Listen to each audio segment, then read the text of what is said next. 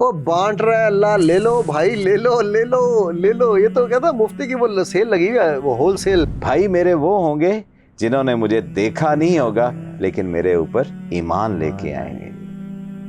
کیا آپ اور میں ایسے بھائی بننا پسند نہیں کریں گے؟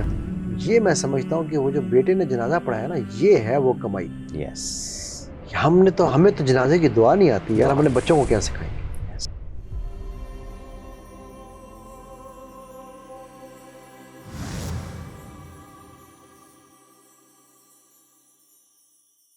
السلام علیکم ورحمۃ اللہ وبرکاتہ ویورز.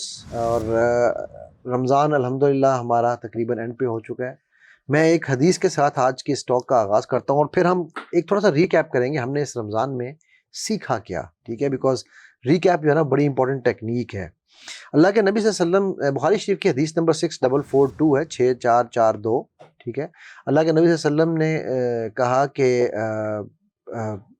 تم میں سے کون ہے ایسا، ٹھیک ہے، جو اپنے مال کو اپنے سے زیادہ اہمیت دیتا ہے. ٹھیک ہے، تو تو سب نے کہا کہ ہم میں سے تو ایسا کوئی نہیں ہے. ٹھیک ہے، لیکن اللہ کے نبی صلی اللہ علیہ وسلم نے کہا کہ نہیں، تم میں سے جو بھی اپنے مال کو اہمیت دیتا ہے وہ یہ جان لے کہ سب سے امپورٹنٹ مال وہی ہے جو تم نے صدقات، زکوٰۃ، خیرات، صدقات، بلکہ میں کہوں گا صدقات میں آگے دیا اپنی زندگی میں. ادروائز اور جس سے پہلے ہم نے ایک حدیث پڑھی تھی کہ جو تم نے پہنا، جو تم نے کھایا اور جو تم نے صدقات میں دیا. ادروائز تم اپنے وہ کیا کہتے ہیں ورثہ کے لیے ایک جو ہے وہ لڑائی جھگڑا چھوڑ کے، یا وہ لڑائی جھگڑا نہ بھی ہو تو وہ مال ان کے لیے چھوڑ کے چلے جاؤ گے اپنی موت کے بعد. تو ویئرز، ہم نے یہ بات تو طے کر لی ہے کل سب کے الحمدللہ ہمیں یہ اندازہ ہو چکا ہے کہ ہم کہاں کھڑے ہیں. اور اگر ہم اس راستے پہ ہم نے یو ٹرن نہ لیا، یا ہم کیا کہتا ہم نے کورس کریکشن نہ کی، یو ٹرن کا لفظ سوری یار ہم نے نہیں استعمال کرنا بھائی. ٹھیک ہے، کورس کریکشن اگر ہم نے نہ کی تو ہم جس طرف جا رہے ہیں وہ ایک عجیب ہی راستہ ہو، تباہی کا راستہ ہے جی، بالکل گھاٹے کا سودا ہے. اچھا لیکن ایک بات بتائیں یار اشفاق بھائی، ہم نے یہ لوگوں نے رمضان رہا ہے، روزے رکھے ہیں، سب کچھ ہوا ہے الحمدللہ، یار کوئی خوشخبریاں نہ سنائیں ہم ان کو ڈرانے کی بجائے. نہیں، آپ کے لیے، ویورز کے لیے بہت خوشخبریاں ہیں، اور اس امت کے لیے بہت ہی خوشخبریاں ہیں. یہ 2 حدیثیں میں آپ کے سامنے رکھتا ہوں.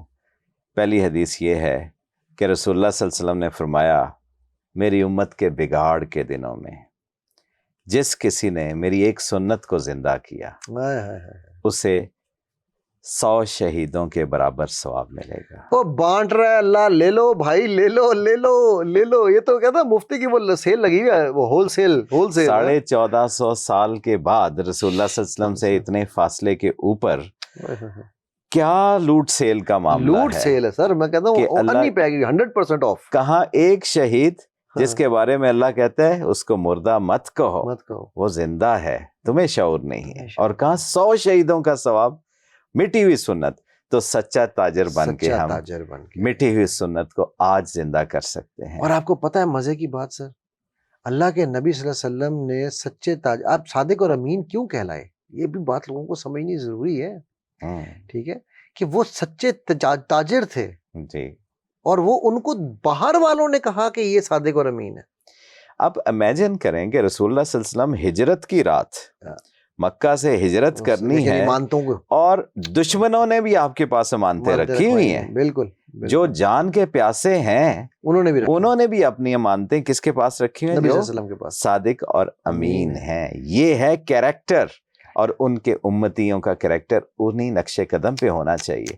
اور پھر آپ کی کمٹمنٹ کہ سیدنا حضرت علی رضی اللہ تعالیٰ عنہ کو سلایا اپنے بستر کے اوپر کہ سب کو واپس کر کے آنا ہے. اپنی ذمہ داری، جیسے میں مر جاؤں تو میری ذمہ داری جو ہے میرے ورثاء نے ادا کرنی ہے، تو مجھے ان کو ٹرین کرنا ہے، ان کو بتانا ہے سارا کچھ کہ میرے ذمہ یہ قرضہ ہے یا یہ امانت ہے کسی کی. یہ بڑا امپورٹنٹ فیکٹر ہے، یہ شاید ہم تھوڑا سا مس کر گئے پیچھے. بہت ہی امپورٹنٹ ہے، بالکل. جی ہاں، تو یہ ایک چیز تھی کہ یہ آپ کو گلیڈ ٹائیڈنگز بتانی تھی. اور میں اس میں آپ کو ایک مزے کی بات بتاؤں، ہمارے ایک دوست ہیں، آپ بھی شاید جانتے ہوں گے، اسلام آباد میں ڈی سی بھی رہے، حمزہ شفقات. اللہ سبحانہ تعالیٰ ان کے والد صاحب کی مغفرت کریں اور ان کو ان کے درجات بلند کریں. ان کے جنازے پہ میں گیا ٹھیک ہے سر, جنازہ کس نے پڑھایا جانتے ہیں آپ؟ ان کے بیٹے نے. یس, یہ میں سمجھتا ہوں کہ وہ جو بیٹے نے جنازہ پڑھایا نا, یہ ہے وہ کمائی. یس, ہمیں تو جنازے کی دعا نہیں آتی یار, اپنے بچوں کو کیا سکھائیں گے؟ یس, نکاح بھی خود پڑھانے کی ضرورت ہے.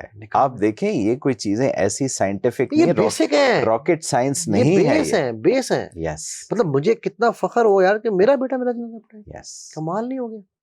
دوسری خوشخبری سناؤ آپ کو. ارے زبردست. دوسری کیا بات ہے رسول اللہ صلی اللہ علیہ وسلم کی, ہزاروں کروڑوں لاکھوں درود و سلام ہو رسول اللہ صلی اللہ علیہ وسلم پہ, جن کے راستے ہمیں رحمان ملا, قرآن ملا. میں خلا درود پڑھ بھی لیتے, اللہم صلی علی محمد وعلی آل محمد وبارک وسلم.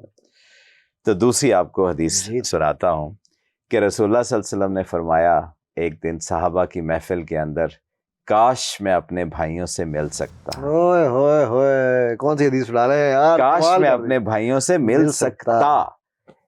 اچھا, صحابہ ساتھ بیٹھے ہوئے اور ایک ایک ادا کے اوپر مرنے والے لوگ ہیں.